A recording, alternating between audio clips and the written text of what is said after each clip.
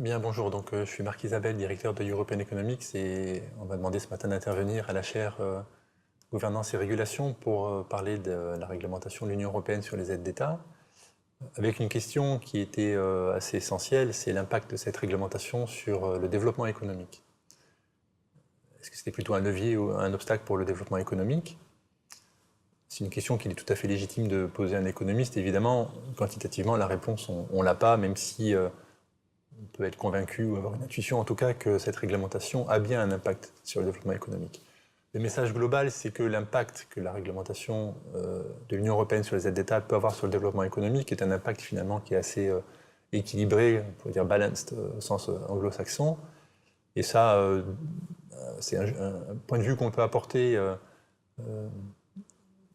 l'égard des entreprises qui sont subventionnées, qui sont aidées par les États membres de l'Union, mais aussi du point de vue de l'économiste. Les entreprises qui sont soumises à cette réglementation, en général, elles commencent par râler, comprenant pas très bien pourquoi la Commission européenne et cette réglementation vient les embêter, alors que dans un jeu économique très ouvert à la globalisation et à la concurrence d'acteurs qui viennent soit des États-Unis, soit de l'Asie, sur ces continents-là ou ce continent-là, les concurrents de nos entreprises européennes sont largement aidés, sans qu'elles soient soumises à quelques contraintes de contrôle des financements publics qu'elles reçoivent.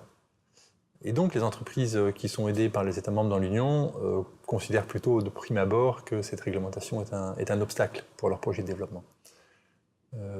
Elles sont souvent un peu plus positives une fois que la Commission a donné son feu vert aux mesures d'aide qu'elles reçoivent. Elles sont satisfaites d'avoir un niveau de sécurité juridique qui est assez fort quand la Commission dit « Ok, votre aide est compatible avec le marché intérieur ». Et elles ont aussi souvent un jugement, et ça c'est très intéressant, plutôt positif sur la valeur ajoutée qu'a apporté une procédure de notification devant la Commission européenne par rapport à la structuration de leur projet, à la structuration de leur business, à leur approche du marché. Donc du point de vue des entreprises qui bénéficient d'aides d'État et qui sont soumises à cette réglementation, le message est assez équilibré.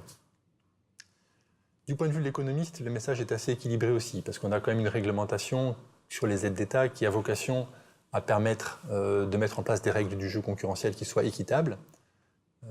Ça date de la création du marché unique en 1957, ça fait 60 ans que ça existe,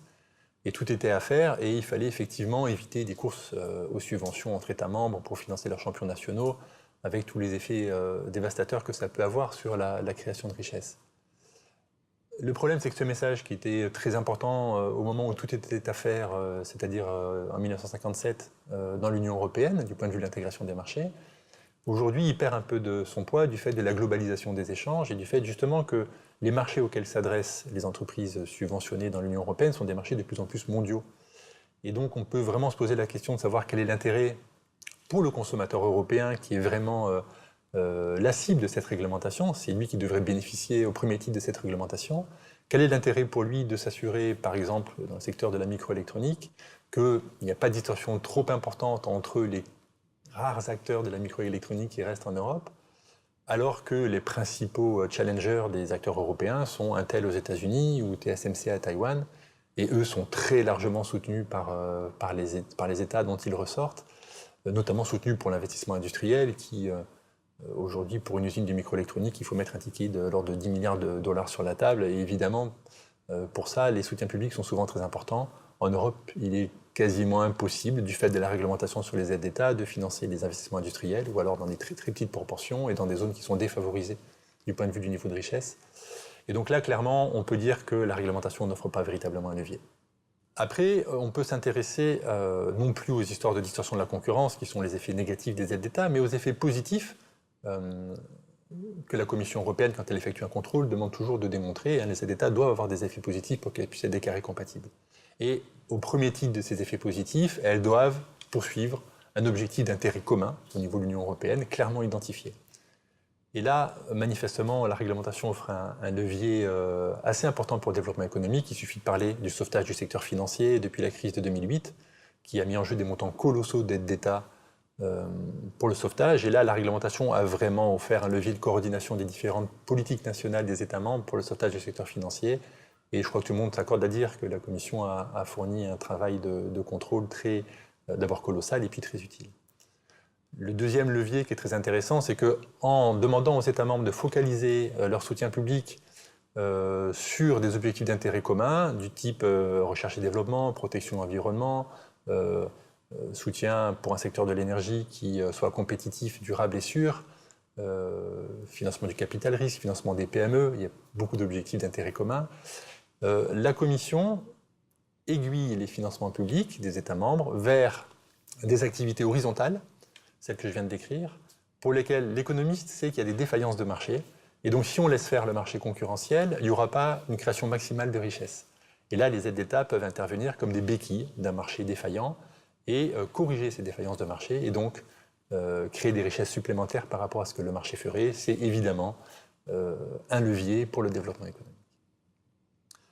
La question qui était posée aussi aujourd'hui dans cette séance de la chaire de la gouvernance et régulation, c'est est-ce que la réglementation peut retarder ou voire empêcher complètement certaines mesures que les États membres souhaitent mettre en place? La réponse est clairement oui. La Commission européenne prend régulièrement des décisions négatives par rapport à la compatibilité des aides. Si on fait rapidement quelques statistiques avec le moteur de recherche qui est disponible en ligne, et donc des statistiques un peu grossières, il y a en gros un peu moins de 2% des mesures d'aide qui sont déclarées incompatibles par la Commission européenne. Voilà. Et dans le cas français, il y a en gros 45-46 mesures d'aide qui ont été déclarées incompatibles par la Commission et qui concernent en gros des aides au sauvetage et à la restructuration d'entreprises en difficulté, qui induisent des distorsions de la concurrence très importantes, des aides à des entreprises publiques comme EDF, La Poste, France Télécom à l'époque, des aides aux aéroports, et puis enfin des aides au secteur pêche, agriculture et élevage. Des mesures qui sont retardées par la réglementation, on a envie de dire un peu toutes, notamment toutes les grosses aides, les aides à des projets stratégiques qui doivent passer par cette procédure communautaire de notification individuelle. C'est une procédure qui dure à peu près 1 an. Donc ça amène un délai supplémentaire par rapport à la capacité des entreprises à réaliser leurs projets ou à tout le moins à les financer avec de l'argent public.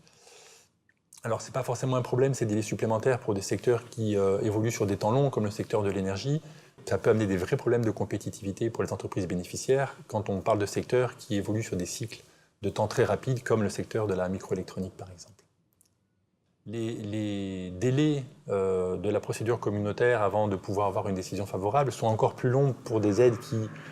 distortent davantage la concurrence que les autres, et notamment les aides au sauvetage et à la restructuration d'entreprises en difficulté. Mais là, vous voyez bien que ces délais supplémentaires qui peuvent rajouter 6 mois à peu près de délai de la procédure, c'est plutôt pour la bonne cause, puisque en matière de sauvetage et restructuration d'entreprises en difficulté, on a évidemment affaire à des aides qui risquent très fortement de distordre la concurrence, puisqu'on permet, grâce à des soutiens publics, de maintenir sur le marché des entreprises qui auraient dû normalement disparaître. D'autres mesures de soutien public donc des États membres qui peuvent être empêchées clairement par la réglementation de l'Union européenne,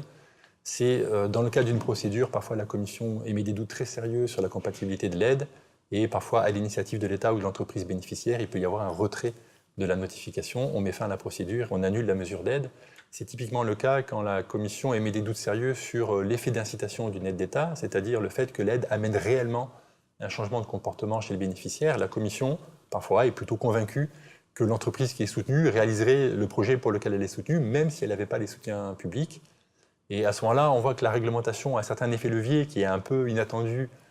C'est un effet sur l'efficacité de la dépense publique. Des États membres peuvent être amenés à interrompre des mesures d'aide parce que la Commission considère qu'il vaudrait mieux,